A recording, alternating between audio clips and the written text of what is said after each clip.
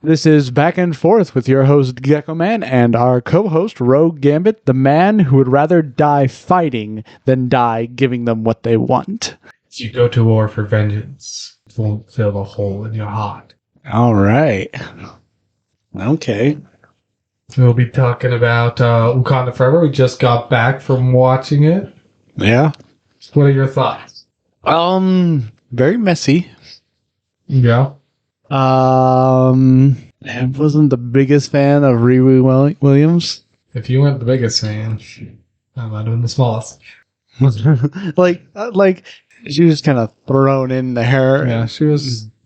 Yeah, her story was not told well. Her character was not interesting. Yeah, it was just. Her character was so ridiculous and just unbelievable. Yeah. Like someone who can create this, right? And she's never been even approached by the CIA. Yeah. She doesn't have any idea that they have her machine. Like, come on. I know, right? But other than that, every interaction with her was just... It was. Yes, it was.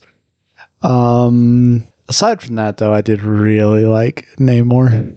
Yeah, Namor was good. Especially the way he fought. That was so good.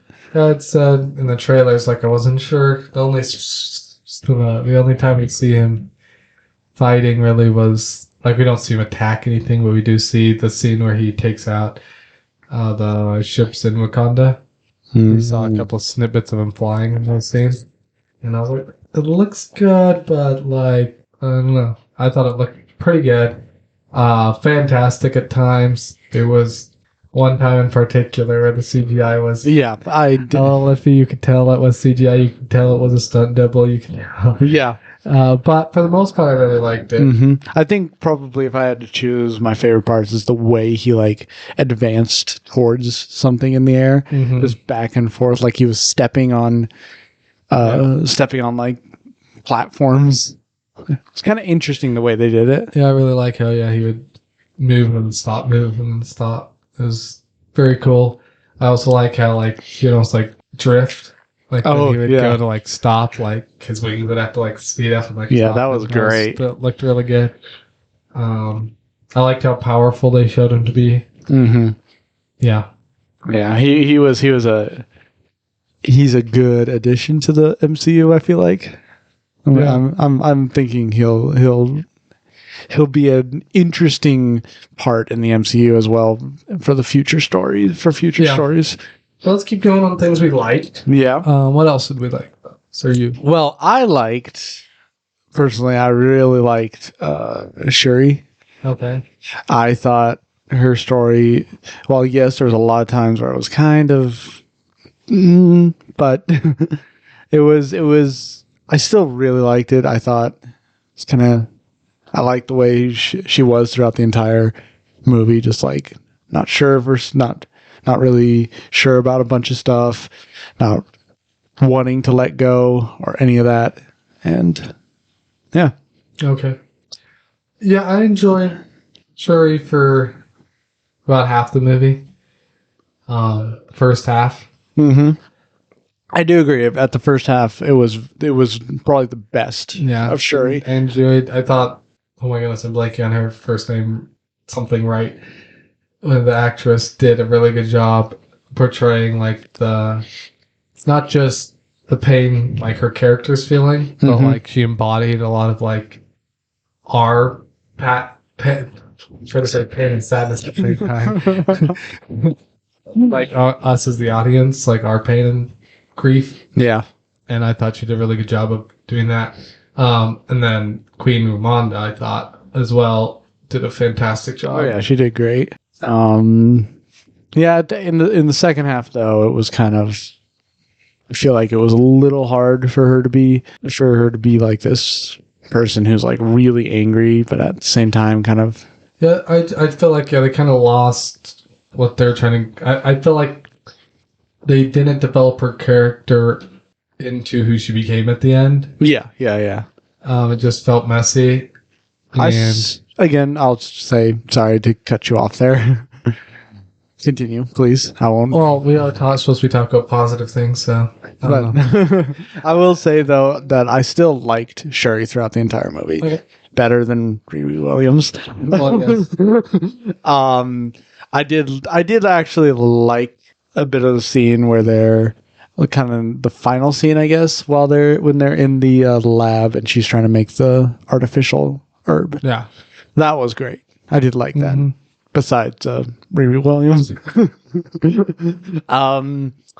Other than that, what about a good old M'Baku? Yeah, M'Baku was my favorite part of the movie. He was Of course. great from the start to finish. I like the depiction of the character from the comics. Very, very different from the comics. But I really like how they're depicting him, and I thought he very much stayed true to his character, but developed. You could see the differences from the first movie and like how T'Challa had affected him, and then how that like made him a better person and ruler. Yeah. And yeah, so It was I really like basically every scene with him. The first scene with him, the like introduction to him, I wasn't a big fan of the comedic part of it. Like that didn't feel like his character. It felt like the actor. That's very much who the actor is, but not the character. the character not so much. And Yeah. but after that, I thought he did a great job. What about Atlantis? Alu Khan. Yeah, I guess Talu Khan. I don't know what it. You know, that name's gonna confuse me. I'm just gonna call it Atlantis until I can get it down. Well, let's stay on things I like. Okay. All right. Well, what else did you like? What else did you like, Alu Khan? You could say what you liked about it. I just thought it was kind of interesting what they did with it. Just like how it was, I guess, underneath, like basically the crust of the earth. It was like in the ground, in the water type of thing. Okay. It was like in a cavern, not like Atlantis in DC. How it was not right. I understand. Yeah, you understand. It was a lot more realistic. Like, yeah, it was. It felt more realistic. I would say that's kind of one of the positive things right there. Yeah. It's like it felt more real to have a city in the water. Like, oh, it would probably be in a cavern like this, which I liked. Other than that, it's just yeah, it's hard to do camera work underwater. It's right. It's hard to do something like that. But moving on, what else? What else do I like about it? Visuals for the most part good. Soundtrack I really liked. I liked the soundtrack for most of it. It kind of disappeared in the middle part of the movie, but always came in with a good little punch. I liked Okoye. I liked her story for the first 2/3 of the movie. First 2 acts of the movie, I didn't like her character when she's talking to Riri. Oh my gosh, I hated that scene. That was But I really liked her character, especially in the middle part where she's like, oh, that scene. Dealing with that scene when she's in the throne room. Yeah, that was pretty good. So I did like that. I'm not the biggest fan of Okoye, but you know, they did do a pretty good job with I think the actor did a fantastic job. I think that the story that they were trying to tell for her was a little unnecessary. And she was just like in this she almost was like Black Widow in Iron Man 2.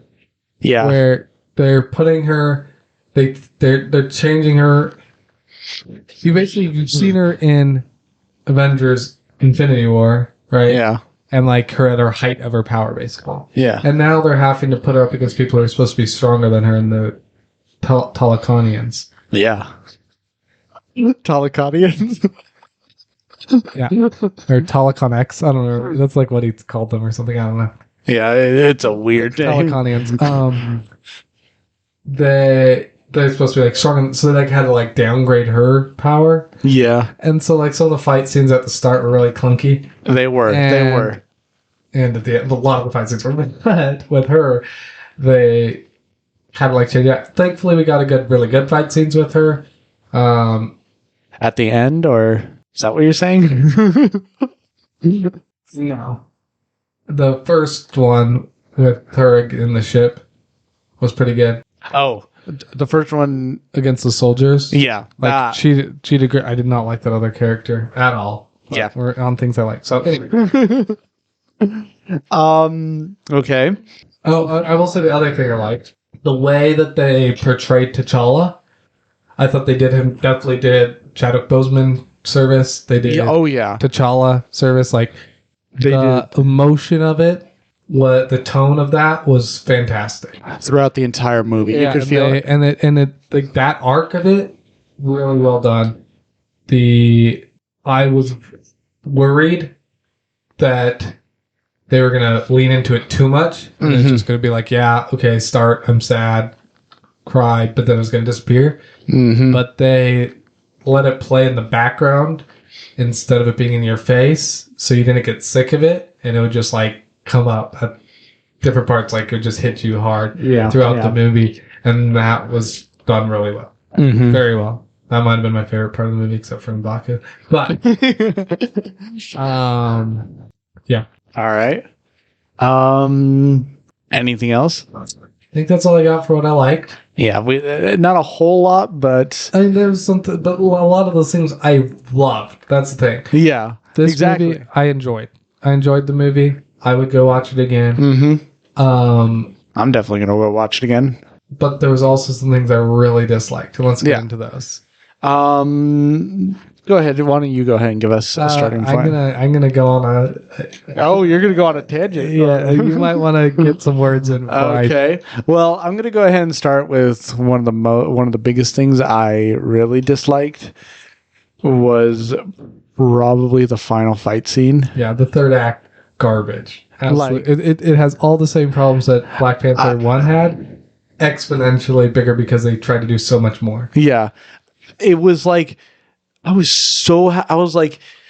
trying to figure out what was happening, really. And it was mainly because I was trying to figure out what was going on with the camera itself, not the people. Especially the fight on the boat.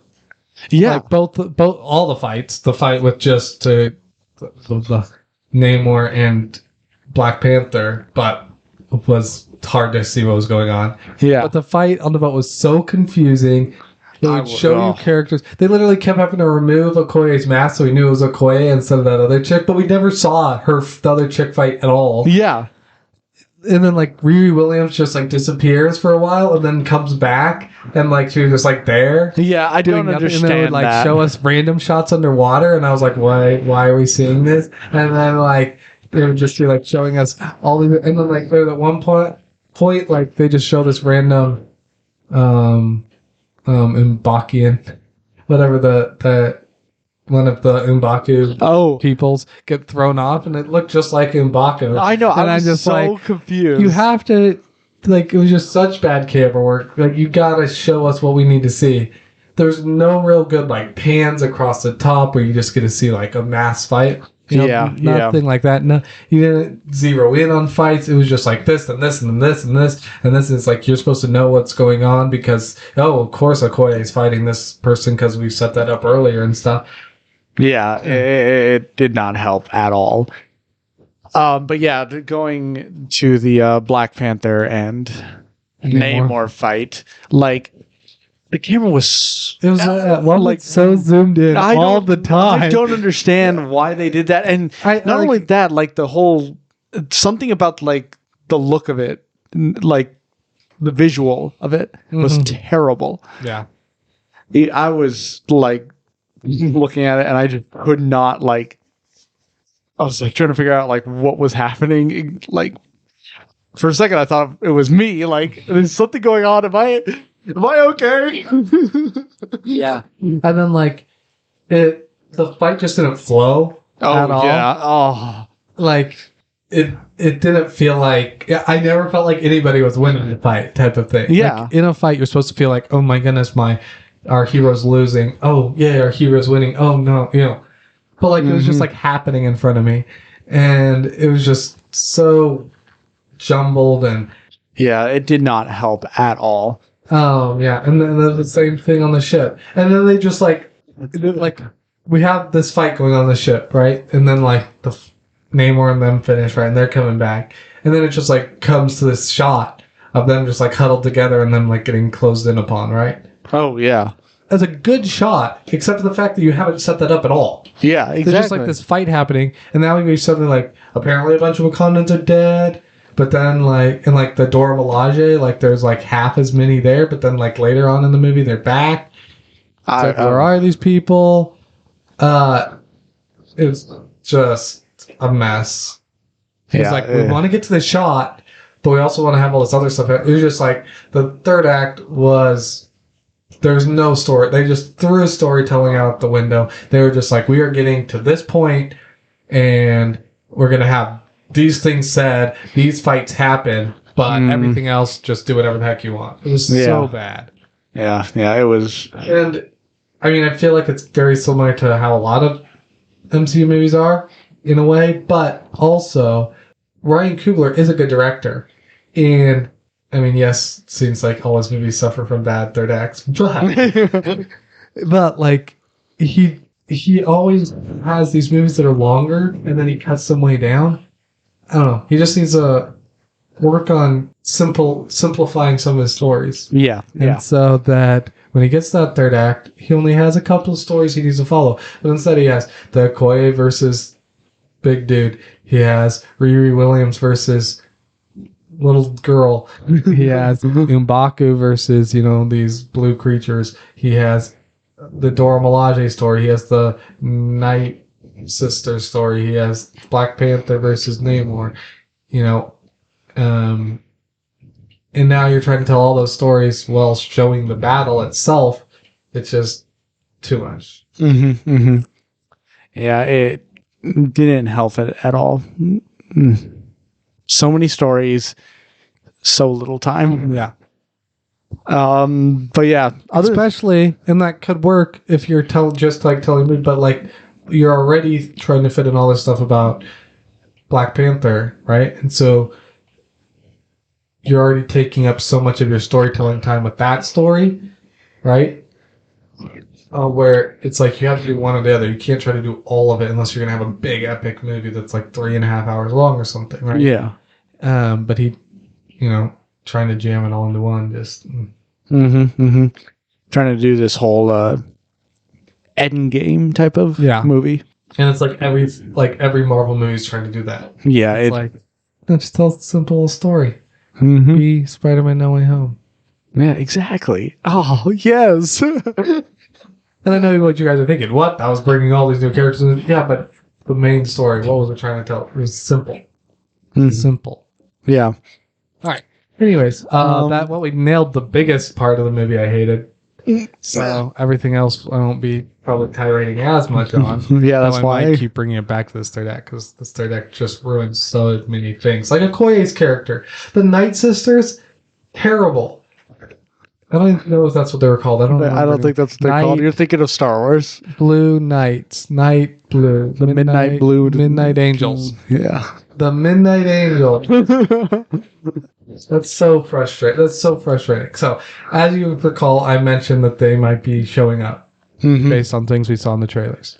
They did them such disservice. In the comics, they're like the elite of the elite, right? You've already got the Dora Milaje, who are like the elite of your army, and they're personally protecting the royal family and doing very specific missions for them. But then you have the Midnight Angels, who are like the Dora Milaje, but like that's all they do. All they focus on is being the best fighters they can be. Like they aren't worried about protecting anybody until it's their time to do something. Then they're sent out there. Every other waking moment is them practicing and practicing and practicing. Yeah. And you're just like, no, that's not what they are. They're actually just this little suit that we're giving them that like made no sense whatsoever. Like somehow it was flying and it had those dumb wings on it. That just like she'd take her helmet would come off and there was like this weird headdress thing. It looked bad. It was ugly. It like apparently this is a problem with vibranium in the MCU too. So you have vibranium and it like stops a bunch of stuff, right? But then it doesn't stop other stuff, especially if it's other vibranium. But apparently if it's like thick enough vibranium, it does.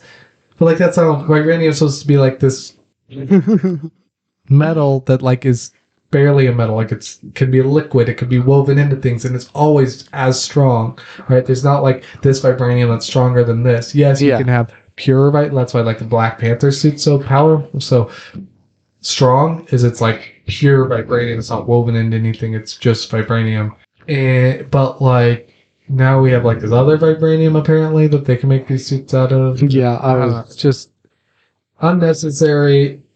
just And complicating it just it. made her final, like her Okoye's final like redemption feel so pathetic, right? She didn't beat him hand to hand. She beat him because he had a better suit than him.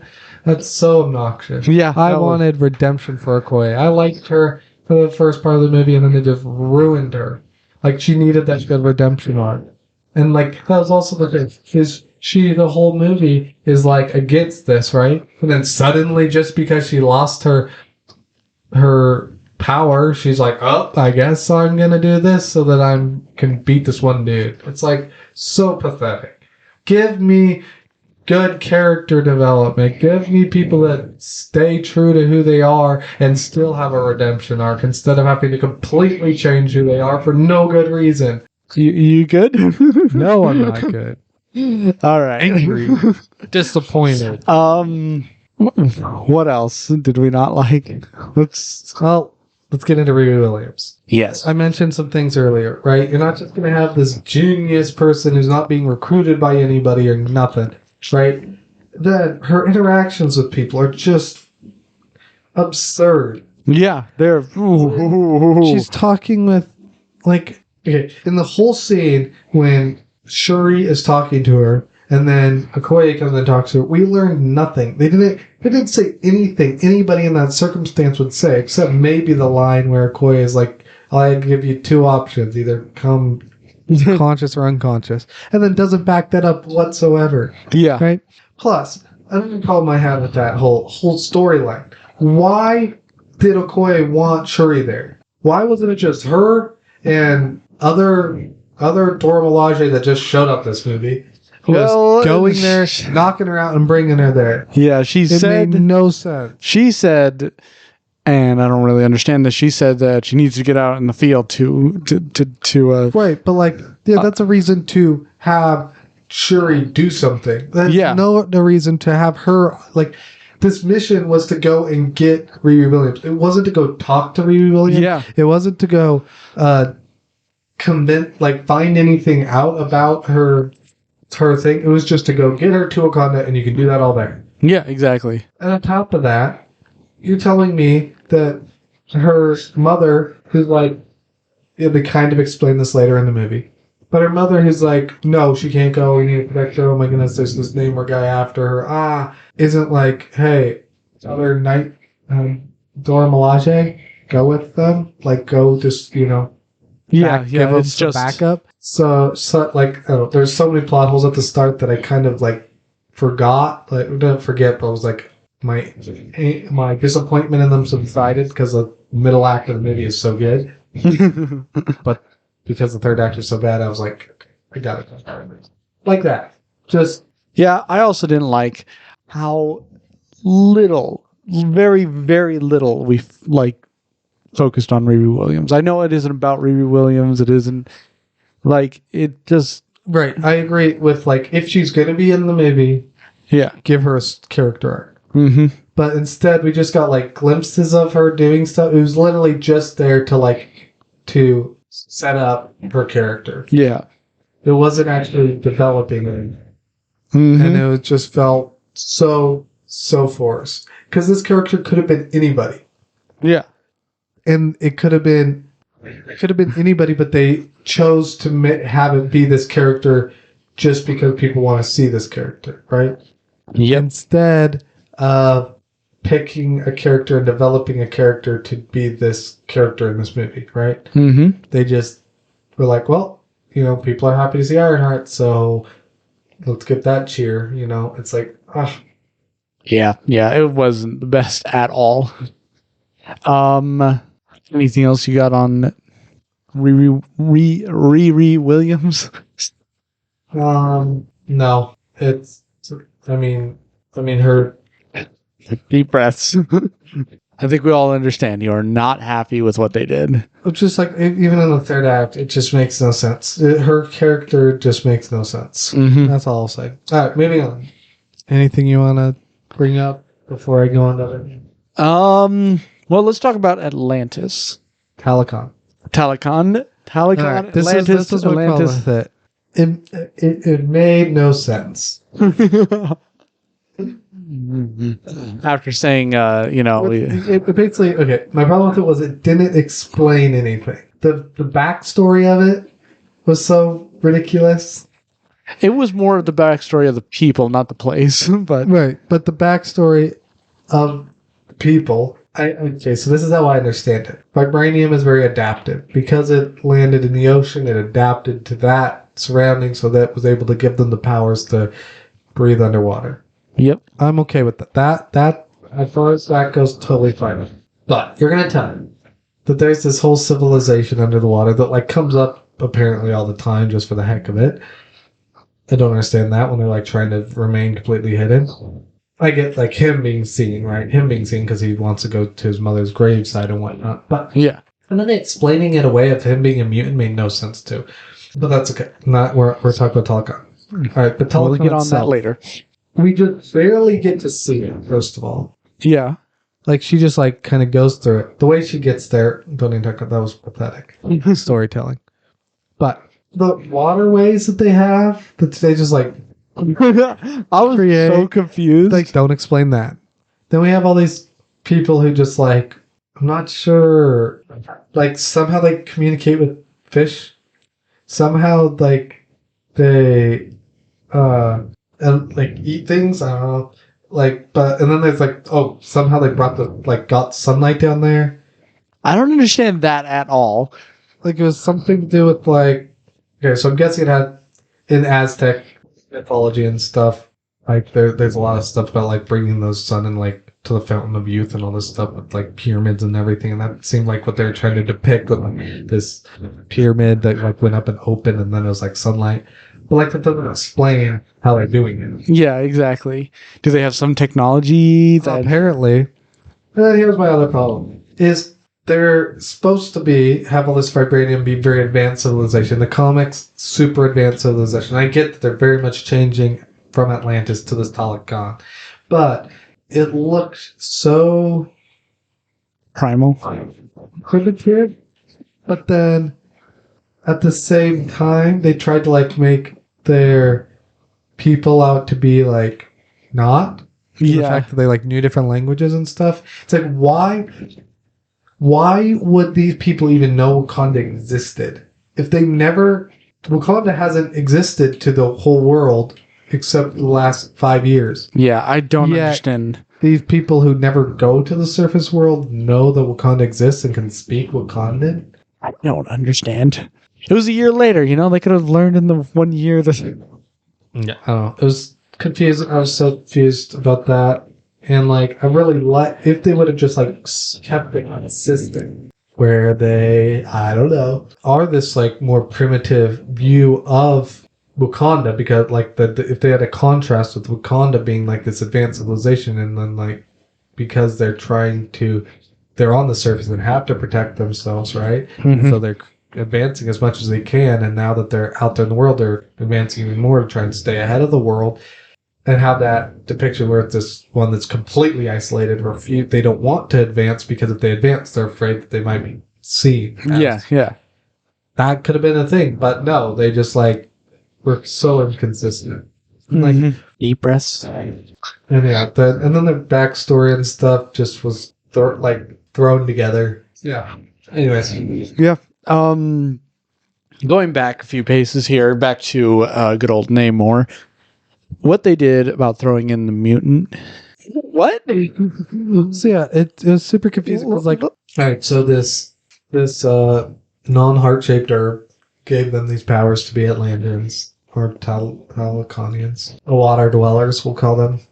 Oh, the whole like singing that like caused people to fall in the water. I get that it's supposed to be like some sort of play off the siren song that sailors hear in legend, but so unnecessary and so odd. Yeah, it was And very odd. It felt very and out of place. There, yes, felt so out of place. Thank you. Anyway, going back to his mutant abilities. So, and then I don't know if they were trying to say that somehow unlocked his mutant gene or something. Yeah, I don't know if Because, like, he's, like, born, and for some reason, because he's a mutant, he's not the same color skin as them.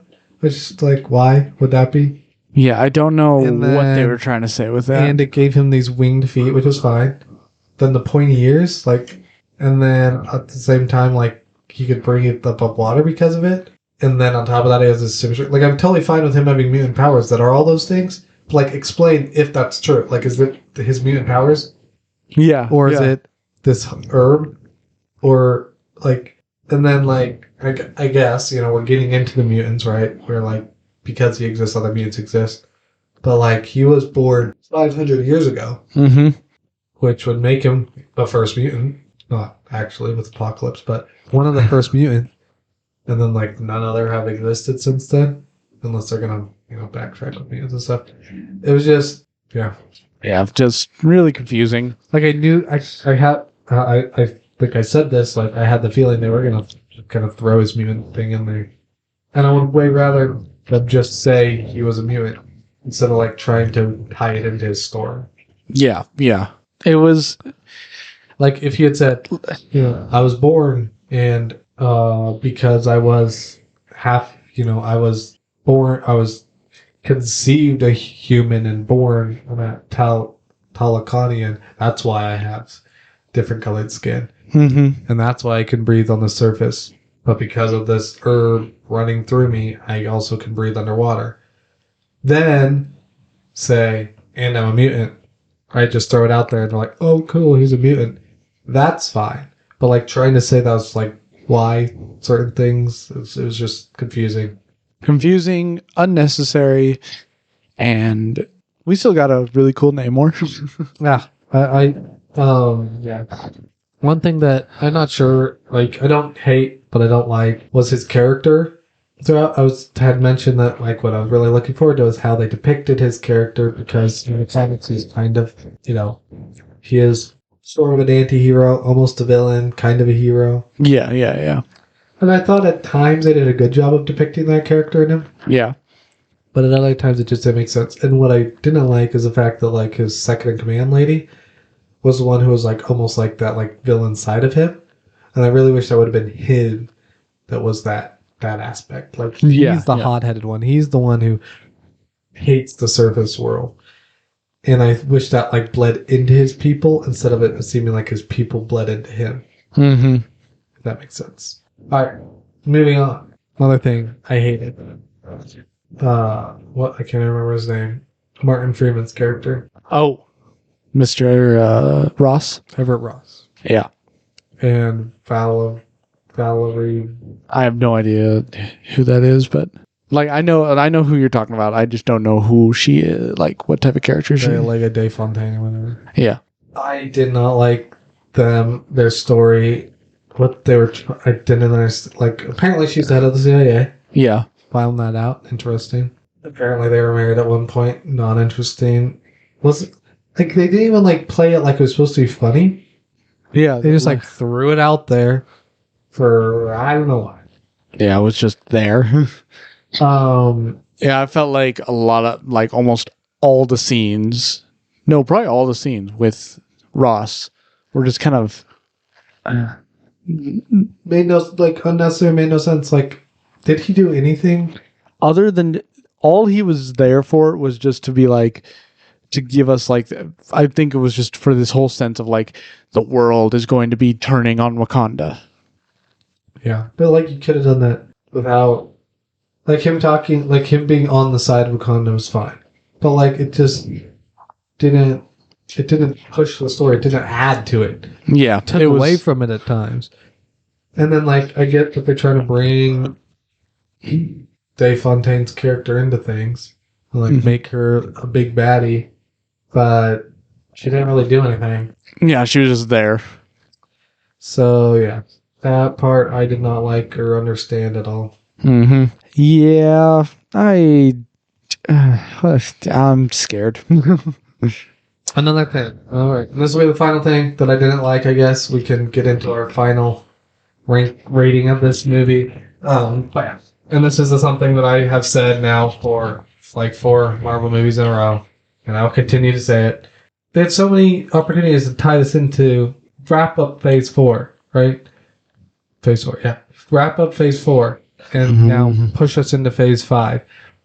With, I don't know, you're in the water a bunch. Tell us about the giant thing in the water. Oh, yeah. She-Hulk's had things on Easter eggs to it, but no. There's so many opportunities with, like, the news reporter that's, like, talking about, this ship that supposedly got attacked. Yeah. Why not be like, I don't know. And this is just another thing that's happened in the water, like the whole, head showing up. What's that about? Yeah. No, don't mention it at all. Still have no idea when that is in the timeline because of it. Yeah, it's... we don't have any previous characters show up at T'Challa's funeral, which, like I said, Wakanda likes to be separate. I understand that completely. I mean, Nakia doesn't even show up. Oh yeah, that just reminded me of another thing I hated. Oh my goodness. But yeah, didn't tie it into, didn't even leave room to tie in Doctor Doom like I had hoped. Just felt so disconnected, and it's like, if this keeps happening, where everything feels disconnected, then when they try to connect it all, it's just going to be a jumbled mess. Yeah, it's going to be terrible. Instead of trying to connect it right now, just having little things in there. Mm-hmm. Yeah, and that, I guess, leads me to the final thing I'll say.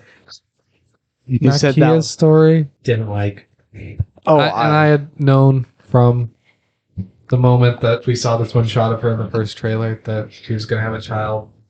And it makes sense. It's in the comics. Child was hidden just like that. Whatever. It being an end credit scene was such a cop-out. It could have been actually part of the story. Yeah. It could have really added to the heartbreakingness of it. Heart-wrenching. The pain we felt. But instead it was just thrown in there at the end. I guess to set up young Black Panther for the Young Avengers. But, yeah.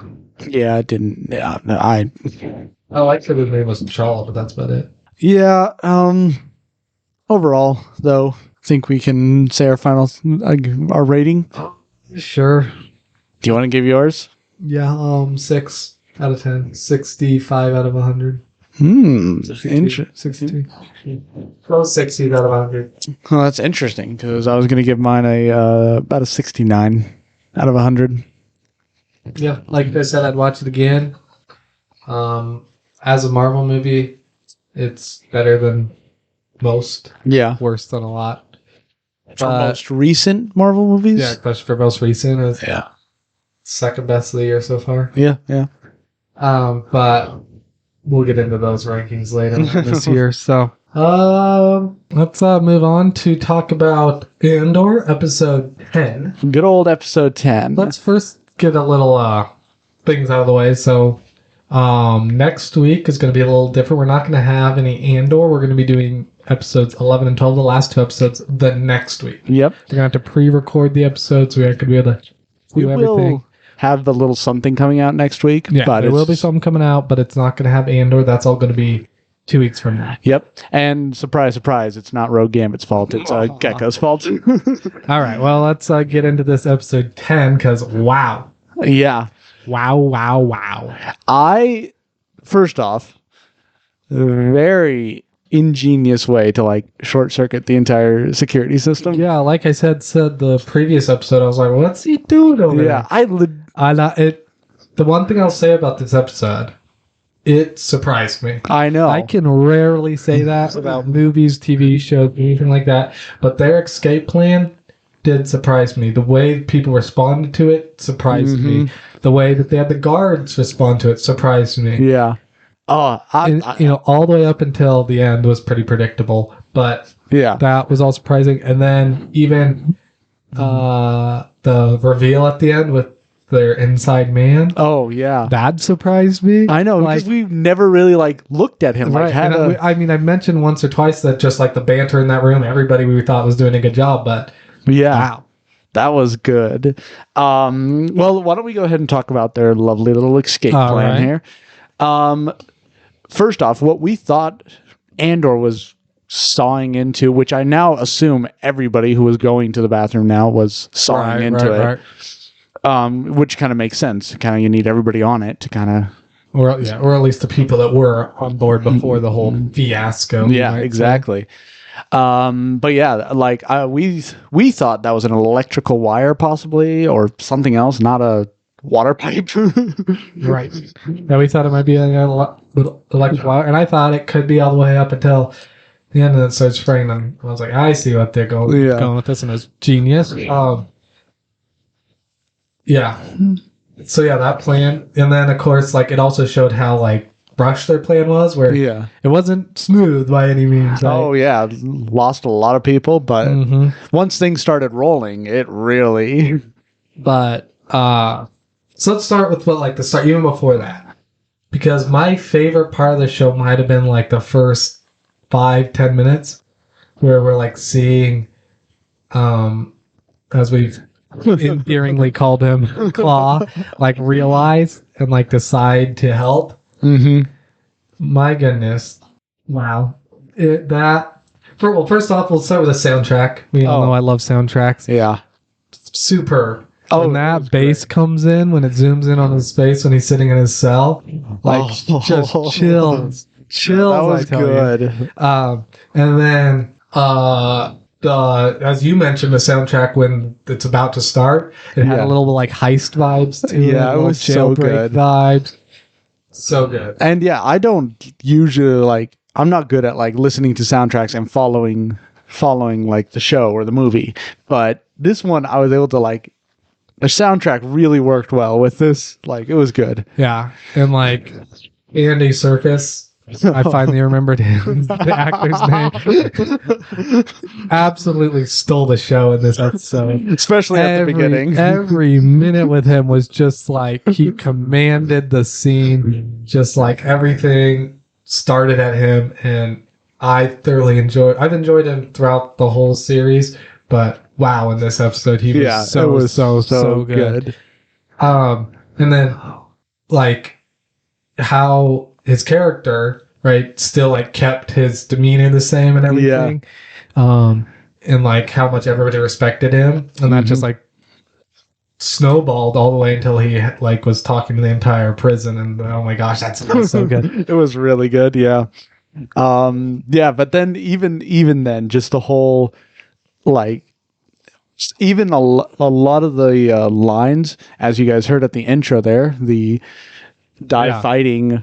I'd rather die fighting than die trying to give them, or die giving them what they want. I still get that line wrong. But it's such a good line, and it's such just like yes, it's a little cliche in a rebellion sense, but it also like it works. It works and is better than most lines you hear in movies and stuff. Like most of the time, you know, it's more about you, right? But this is about like not about being more than what you are, right? It's about, yes, I can just, you know, live my life as comfortably as I possibly can, or I can go for what the right thing, right? Yeah. And if I die, I die. And it's just well said, and it fit Andor's character, and then it also fit Loy, something. Claw. Yeah, Claw Loy. Ulysses Claw Loy. Andy Serkis's character, and so it just, you know, went along well. And then everybody else, like you said, the dialogue, even between like them when the one guy's like, "I'm already dead," you know, and then then the other guy, "I thought you were already dead," you know. Oh, that was it's like, and it just like shows, you know, even though you know what you're going for, you still fear death, right? Like you want to do the comfortable thing and just let everything be, and well, you know, I'm gonna die here anyways. Just might as well be as comfortable while I die, right? Instead of like, no, I might die right now because I'd rather die fighting. Yeah. But yeah, moving on to that, like, wow. Like the fight was so good. I just loved how they were throwing pieces at the guards. Didn't look like they were doing much, but Yeah, none of them were baseball players. This quarterbacks, they weren't great aim, but I mean that's fine. Yeah, and it like also showed like the guards were almost like what's going on type of thing. yeah. You know, it showed the prisoner coming in, right? He's the one who picks up the gun first and shoots the guy and dies, right? Like he just like took his opportunity, right? He wasn't in on the plan or anything. He just took an opportunity. Then we see Andor, of course, with his skill and taking the one guy out. And then once again, a good depiction of who his character is when he just like looks back at the guy getting up and just shoots him. Yeah. I wish they would have followed that up with, because then he shoots another guy in one of the 3 people in the command center. I really wish at the end when he was walking out, he just like turns and shoots it because like that's they what were I thought so they were going to do. Unnecessary, right? Yeah, they didn't need to leave him alive. And not only that, they had said it takes weeks to reboot it, so he wasn't too worried about them, rebooting and being able to stop them. But they might have fail safes that they're not telling you about. Like I feel like his character would have. I don't hate it, but I do wish it was the other way. Yeah. I totally agree. Kind of wish that he just turned around and just bang bang. Yeah, right. That would have been more in line. But I do like where they're taking his character.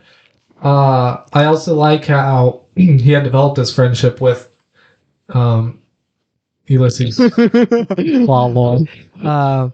And then when he's like, I can't swim, he like didn't want to go, right? He wanted to like figure out a way to help him, but then he ends up getting pushed up. I'm very interested in what happened to that character, Did he jump out and learn how to swim? Or we may not see him. Who knows? Is he just gone forever? Yeah, we may never know. Yeah. But we do. It's his prison now, I guess. Yeah, he's in charge until the next batch of troopers come. But yeah, that was like one of the best prisons and the best escapes I've ever seen in a prison escape, probably. Yeah, it was fantastic. But yeah, moving on to some other things that happen. Let's move on to our friend Senator Mon Mothma. Mon Mothma talking with the guy, right? How can we remember Mon Mothma, but we can't remember Claw? Something Lloyd. It's like Knox Lloyd. Ulysses Lloyd. I remember Ulysses Claw from comics, but anyways, so Mon Mothma's talking with the Zug, as she called him. The crime boss, we could say. Absolutely love this scene. My favorite scene with Mon Mothma so far. Yeah, it was pretty good. I also really liked how this episode, right? Like this was a very cold. Like yes, there's tension in the air, but they're like just sitting there talking. And that was like very contrast to what's going on in the prison, right? Yeah. And then we see our friend in the antique shop. Luthen. Another, just super calm scene, right? Yeah. And then it all ramps up at the end with him. I just really like that little like up and down that that was a roller coaster. Kept the tension so well. Anyways, but this one scene, absolutely loved. I've said many times I don't just love a bunch of dialogue. Yeah. But they did a really good job with it. They told you what you needed to know, kept you on the edge of the seat by not telling you everything. Mm-hmm. What do you think of this character? He is a very interesting character, and I would like to point out that last episode, I thought I knew this character. I don't know this character, but he seems from the lore. I don't know him. I think he's just a new character. Okay, I'm not too sure about that. If he's from like any lore that's been mentioned, because based on what they're saying, he's from the same planet as Mon Mothma. Yeah. So it could just be a big crime lord in that. Planet, but not known throughout the galaxy or whatever. But he's a great character. Yeah, I really liked the actor, the character. I like the little. He's very much like Godfather-esque, where he's not. What he does isn't necessarily bad. It might be illegal, but he's helping people, right? Yeah, he's giving you the money. He's not. He just wants a favor. He's not picking off the top. He just wants a little favor. And even the way he gives the favor, it's not like he's like, he's not saying your daughter has to be betrothed to my son. He's just like, there is tradition, right? And your daughter, my son, if, we use that tradition, ... And it's like, it's just so, yes, it's sleazy, but it is kind of like, it fits. He says it in a way that, does make you think. That's why when she's like, I'm not even thinking about it, he's like, are you sure about that? And I don't know, I really liked his character for that. But I'm very interested in where they go. I think they could go either way. They could have him become almost like a villain to Mon Mothma, right? Or where she does say no, goes a different way, and he's like always lurking there because he does have information, right? Yeah. That could also cause Mon Mothma to have to take this deal and try to weasel her way out of it some other way or whatnot, or just give up her daughter, I guess. Puts her in a predicament, and I'm very interested to see where this goes. Yeah, I'm very interested as well because, as we all know, Mon Mothma is like the head honcho of the rebellion. Right. And not only that, but like, as I said before, like I've been kind of like on the fence with her and like her acting and stuff. I would love her acting. I loved her character in this. They showed the struggle so well. Really brought everything full circle with her character. So yeah, and some things are going to be happening with her. Moving on to Luthen. Yeah, man, I'm so glad we saw him again. Like, yeah. So I really like how they introduced him, right? Because we had speculated that this pilot that they caught could be him, or somebody associated with him. And the way they introduced him, they left that there to the very last minute, right? Yeah. And very, very, very good. I like that. His assistant, still love her. She's fantastic. What she actually does, I don't know if she's an informant for Luthen, like not an informant. I guess like a messenger. Operative? Maybe an operative. Like that's what I think, because right, she goes and talks to what's her face, right? Yeah. So she definitely is high up there, very, very like takes information for him. But she's also the one checking if this fountain has a mark, right? Like, so she, I feel like she is very much like a spy operative agent, you might say. Yeah, but we also don't know if she's like also one of the leaders. Right. We're not sure exactly how much power or what her relationship with Luthen is. Like, clearly they care about each other, but not sure what that is. So I like her character for that mystique that is there. And I think the actress is doing a fantastic job. So. And we only see her for one scene? I think that's the only scene. Yeah. And she just comes in, gives the information. Of course, they have their little back and forth they always have. Are you sure this isn't a trap? I see what you did there. Are you sure this isn't a trap, And he's like, well, if it is a trap, then we're screwed already, because this guy knows so much, right? And now you're like, who the heck is this, right? Thinking about it. Then we get to see the Empire, and we get to see what they're going to do about this pilot, right? Yeah. Oh, Dedra, again, is... fantastic. I like how she just leaves the meeting. Yeah. She's like... Because I love the competition there, right? Like, she was the one getting all the acclamations because she had the good ideas. Now somebody else has a good idea, and she just like blocks out. So just shows how much like you said, competition between each of these people are, and how much like inner fighting there is basically, and it's a weakness to the Empire. Yep. So that was really good to see.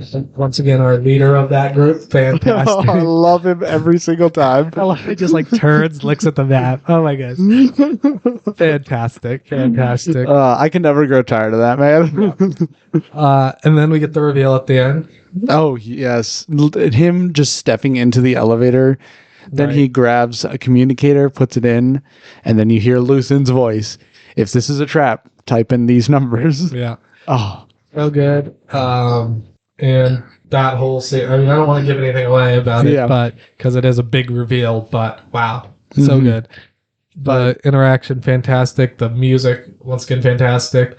The way Luthen goes about it, where he keeps himself out of it for as long as possible, so that if it is a trap, right? There's no leads to him or anything. Right. And then you get to see a little bit behind how he's been doing this, right? How he keeps it from coming back to him. I like his response to Axis, where he's like, "They're calling me Axis, huh?" You know, I was like, so good. But yeah, that's all I'll say on that. I don't want to give anything away. One thing I do want to say, and it won't give anything away, it was just Luthen's stance. Yeah. Had this vibe of like he's gonna pull out a red lightsaber and start walking. He just becomes a Sith right there. Yeah. But it was still very good. All the shots were so good in that final scene. Yeah. And the actor Skarsgård did Yeah. a fantastic job. Yeah, it's crazy. It's crazy. I feel like there's one more. I guess we have that also the final scene with Andor and whoever running on the beach. Oh yeah, the final scene we see that they did swim to shore and two of them made it at least. And we don't know if the others drowned or something trying to help. So I guess the person running with him will probably be part of the rebellion. Yeah. Everybody else, I don't know. They might just go off on their own. They might have died swimming. They might have joined the Empire. Why? They're confused. There is one scene we are forgetting about here, and that is the scene on Andor's, I guess, home / not home planet. Right. With the doctor. Yeah. We saw what's her name doing something. Don't know what the point of that scene was. I guess it was just showing that she is doing something. Who? What? Oh, yeah. Well, that she's still watching. Yeah, I guess. that's all. That's about all that. He's like, oh, remember this person? Because we didn't see them at all last episode. Yeah. Even though we spent a lot of time on this planet. Yeah, so there's not much happening there, but I do assume, like you said last episode, she is going to save what's her name? Andor's mother. Not Andor's mother, Oh. his girlfriend. She dead. I don't know if she's dead. She's just a little Vex. The one. Vex. Wait, who are you talking about? Andor's girlfriend. Oh. What's her name? I think it is Vix or something Anyways. like that. I'm not sure. Yeah, didn't get to see her in her scrambled brain phase, but Maybe it's too scrambled. maybe. There is one character though we haven't seen in this episode. The one hunting Andor? Yeah, Cyril. Oh, Cyril. Yes, we didn't get to see Cyril. And we also didn't get to see our favorite Imperial. All right, we haven't seen him for a couple episodes now. Kind of interesting. Is he going to show up again or not? Who knows? I don't know. So yeah, looking forward to these last two episodes. Any thoughts you have right now? Well, I think Cyril is definitely going to have some big stuff happen to him in these last two episodes. And I do think they are going to do a little something I'm scared they're going to do is just drop our Imperial guy doing something big. Okay. And we haven't seen him at all for a bit in these last couple episodes, so I don't know. Yeah, I'm not sure. I feel like, there has to be something he's been doing. Cyril, I think that I really hope they wrap his story up well. Whether he becomes completely insane or Yeah, we don't know if he's like, pulls it together for one last hurrah. yeah, who knows what he's doing. Like, all we know, he could just still be sitting at his mom's eating cereal. Yep. Cereal with Cyril. That's our podcast for now. All right. What else? What about Andor? Who's he gonna meet up with? Is this person? Who's supposed to go kill him? Vex. No. That's I don't know why I said that. It's Mon Mothma's sister. right. What's her name? I forget her name. Right. She's supposed to come kill him. So I'm guessing they'll meet up at some point, and he'll be like, "No, I help you." I help you, you help me. We help each other. And Luthen's gonna be like, "That's right. That's my boy." Yeah, what do we still don't know if Luthen knows about the whole, hey, you got to go kill Andor. Ooh, that's true. That's true. Because there's been no sign of that. Like, all we know is Luthen thinks Andor is still the man, Legend. the hero. I don't know. The man who... He does need heroes. Yeah, apparently he needs heroes. But, yeah, we don't know if he's the one that ordered the hit on Andor, or if he thinks Andor is just no longer there. But it does seem like his type of MO. play. Yeah. Yeah, it does. And like the way that he hasn't like mentioned Andor or anything. Mhm. So yeah, I Yeah. can see that. All right. Well, anything else? Have we hit this dry? Yeah, that's all I got to say. Yeah. Coming out for Back and Forth. All right, coming out. Well, coming out for Star Wars. Star Wars and stuff. So as we said, I guess we'll. So yeah, next week's going to be a little different episode for Back and Forth, and we'll be talking about the last 2 episodes of Andor in 2 weeks. Yep. Excited for those. What? Any thoughts you want to say on those? One, to be honest, I think it's kind of good that we're doing this because the final 2 episodes are going to be some pretty big stuff for Andor. So, I'm excited. Yeah. Anything else for Star Wars coming out here soon? I did learn something new though. So first off, Bad Batch is releasing in January of next year. Yay! Everybody's excited. Yeah, you still need to watch it. I'll be okay if you don't watch it, but will the audience be okay? See them, but all I did angrily learn typing at me. that there is 3, maybe 4 Star Wars movies being worked on. Okay. So I'm excited, not excited.